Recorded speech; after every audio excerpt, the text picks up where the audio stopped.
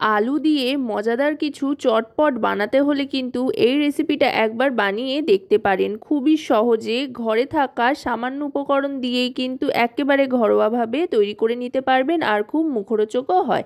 এর জন্য আলুগুলোকে কাঁচা অবস্থাতেই খোসা ছাড়িয়ে ধুয়ে পরিষ্কার করে নিয়ে স্লাইস করে কেটে নিতে হবে পাতলা পাতলা করে। এভাবে স্লাইস করে কেটে নেওয়ার পর আরও আরেকবার ভালো করে ধুয়ে জল ঝরিয়ে রাখতে হবে। তারপর একটা বড় সাইজের মিক্সিং বোল নিয়ে তাতে নিয়ে নিতে হবে বেসন। এখানে বড় চামচের 3 চামচ মতো বেসন নিয়ে নিলাম।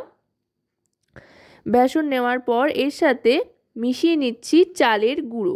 এটা গোবিন্দভোগ চালের গুঁড়ো, এতে করে খুব ক্রিস্পিও হবে আর খুব সুন্দর একটা গন্ধও আসবে।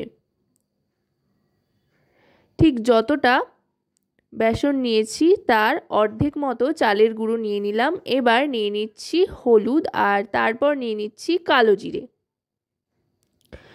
হলুদ গুঁড়ো আর কালো জিরে নিয়ে নেওয়ার পর এবার দিয়ে দিচ্ছি এতে পরিমাণ মতো চিনি। চিনিটা দিলে কিন্তু স্বাদে একটা ব্যালেন্স আছে, তবে আপনারা যদি না চান তো চিনি নাও দিতে পারেন। এবার দিয়ে দিলাম পরিমাণ মতো লবণ। এবার এর মধ্যে দিয়ে দিচ্ছি সামান্য একটু খাবার সোডা। এটা কিন্তু একেবারেই অল্প করে দিতে হবে, বেশি দিলে কিন্তু তেলে দিয়ে ভাজবার সময় লাল হয়ে যেতে পারে। সেজন্য একদমই সামান্য পরিমাণে খাবার সোডা দিয়ে দিলাম। এবার যেটা দিচ্ছি সেটা হচ্ছে কাসুরি মেথি। এতে করে কিন্তু খুব সুন্দর একটা ফ্লেভার আসবে। যদি কাসুরি মেথি হাতের কাছে না থাকে তো ধনেপাতার কুচিও কিন্তু আপনারা ব্যবহার করতে পারেন। এবার ভালো করে মাখিয়ে নিলাম। প্রথমে শুকনো অবস্থাতেই সমস্ত উপকরণগুলোকে মাখিয়ে নিতে হবে।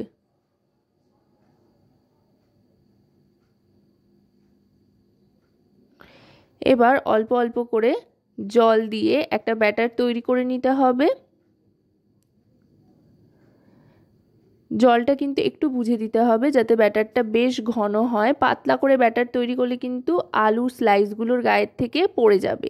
সেই জন্য বেশ মোটা ঘন করে একটা ব্যাটার তৈরি করে নিয়ে আলু স্লাইসগুলো এতে ডিপ করে নিয়ে তারপরে এক এক করে সাদা তেলে ছেড়ে দিতে হবে ভাজার জন্য। সাদা তেলটাকে প্রথমে ভালো করে গরম করে নিয়ে তারপরে মিডিয়াম টু লো ফ্লেমে একটা একটা করে ছেড়ে দিতে হবে ভাজার জন্য।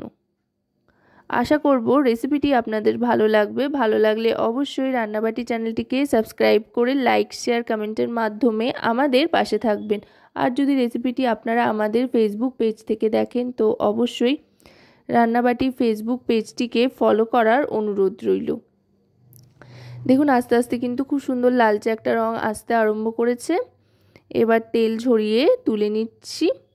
এটা কিন্তু স্ন্যাক্স রেসিপি হিসেবে খেতে অসাধারণ লাগে। তো আজকের এই রেসিপিটি আপনাদের কেমন লাগলো সেটা কিন্তু অবশ্যই আমাকে কমেন্টের মাধ্যমে জানাবেন।